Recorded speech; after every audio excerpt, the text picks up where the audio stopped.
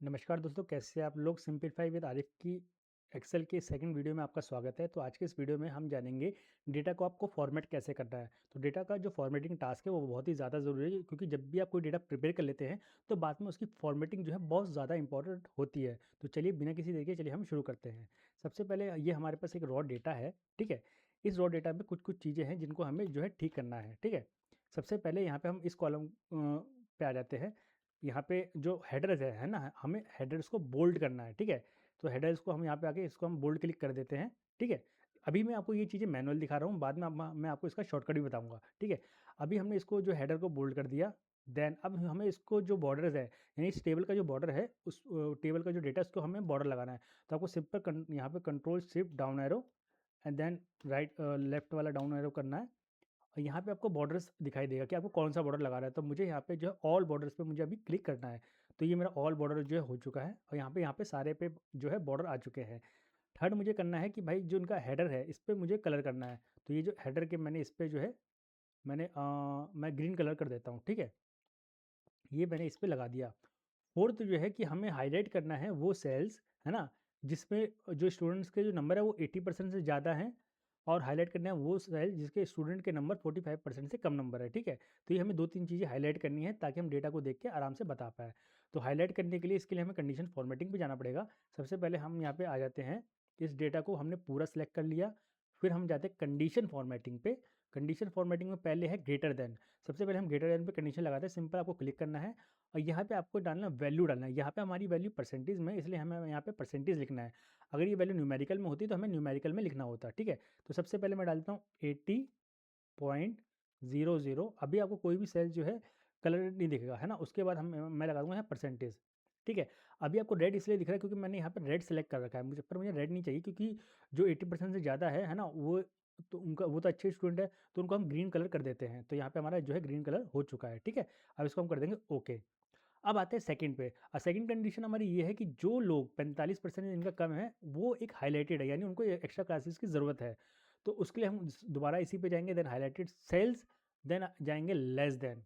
अब less than क्या है, लेस देन हम 45% से नीचे वाले जितने भी स्टूडेंट है ना, उनको हमें जो है एक्स्ट्रा क्लासेस देनी चाहिए, जिसके लिए हम उनको रेड कर देते हैं ताकि उनको हमें आराम से पता चल जाए, ठीक है। तो हमने उसको कर दिया ओके।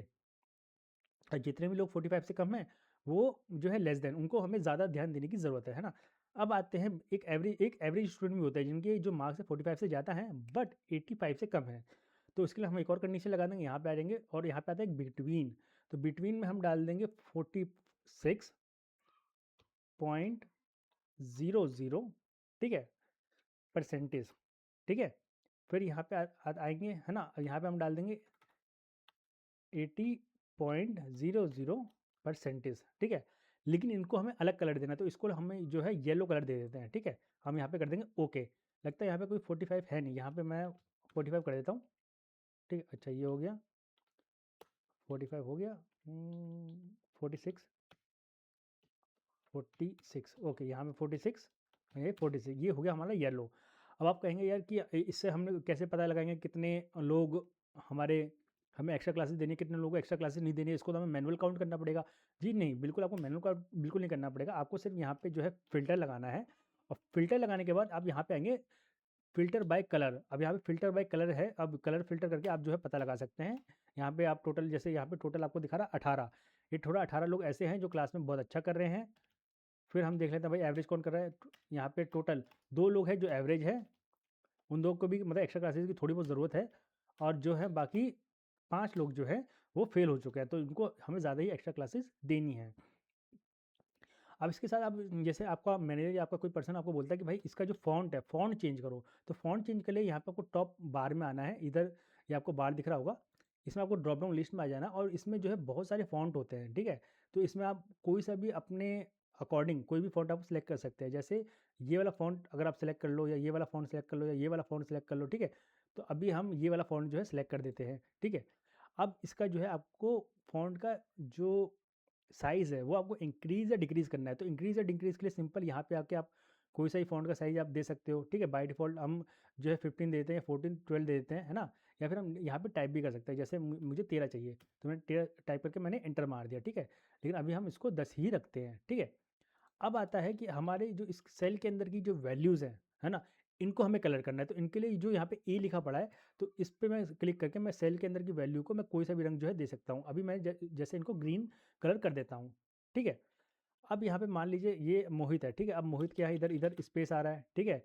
इधर इधर स्पेस आ रहा है, ठीक है? तो आपको कहा जाता है कि स्पेस को रिमूव करो, क्योंकि ना अभी किसी भी डॉक्यूमेंट में अगर स्पेस होता है ना, तो आपको वीलो को लगाने में बहुत ज़्यादा दिक्कत आती है।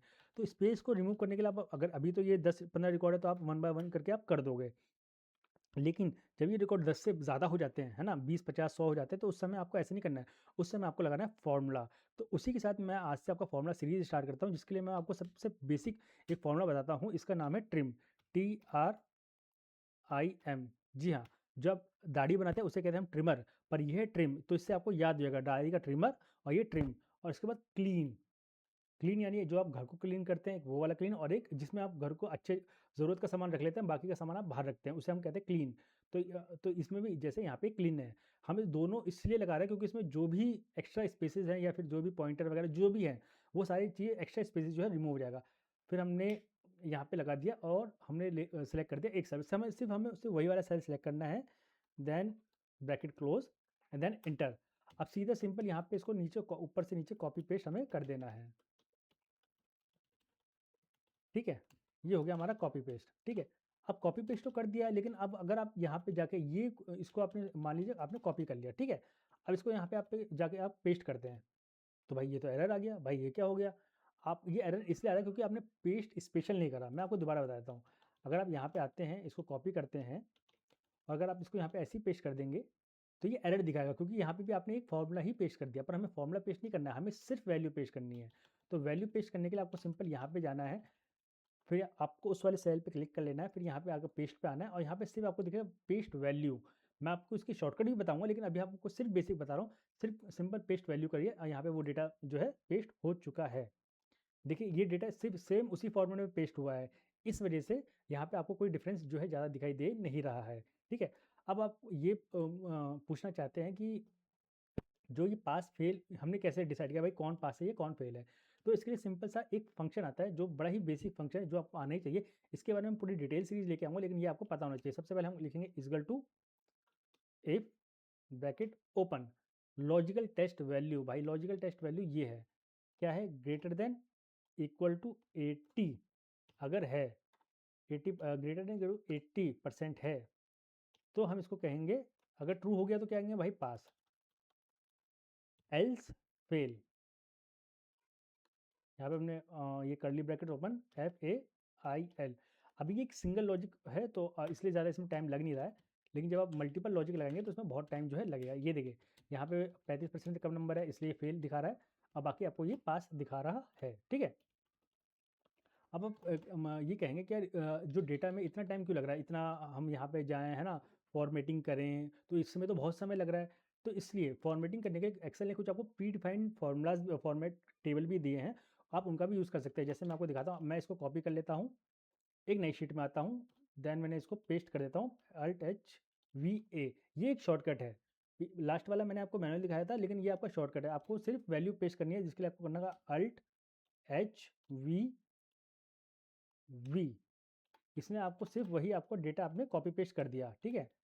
अब हम इसको लाइन को जो है, इसको विड्थ लाइन को जो हमें सेट एलिमेंट करना है, ठीक है? सेट करना है, ठीक है? इसके लिए हमें करना है Alt H O I।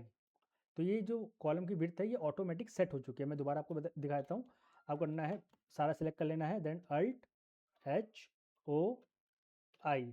ये आपका सारा जो है सिलेक्ट हो चुका है, ठीक है? अब आपको इनको टेबल में, अब यहाँ पे टेबल के मल्टीपल फॉर्मेट है, आपको किस टाइप का टेबल फॉर्मेट आपको अच्छा लगता है? जैसे ये डार्क का है ना? तो ये डार्क टेबल फॉर्मेट हो गया, पर आपको यहाँ पे टेबल का फॉर्मेट आप जो है चेंज कर सकते हैं। कोई भी डेटा को टेबल में कन्वर्ट करने का सबसे बड़ा फ़ायदा ये रहता है कि आपको उसको एज अ रेफरेंस आप कहीं भी जो है यूज़ कर सकते हैं। ये देखिए हो चुका है, ये देखिए कितना अच्छा लग रहा है, ठीक है? तो ये एक सिंपल सी टेबल में कन्वर्ट करने की टेक्निक है, ये आपका घंटों का काम जो है आपका मिनटों में कर देगा, ठीक है? और मान लीजिए आपको यहाँ पे नंबरिंग देनी है ना? जिसे हम ऑटो फिल कहते हैं, नंबरिंग देनी है, जैसे हमने 1 2 3, ठीक है? अब आप या तो आप पूरा वन बाय वन आप पेस्ट करते जाइए, या फिर आप सीधा यहाँ पे आ चुका है ना? अब आपको बस इस पे ऑटोमेटिक डबल क्लिक कर दीजिए, ऑटोमेटिक आपका हो जाएगा। लेकिन आपको बोले कि आपको मुझे ऐसे नहीं देना, मुझे सीरीज़ कुछ अलग तरीके से देनी है।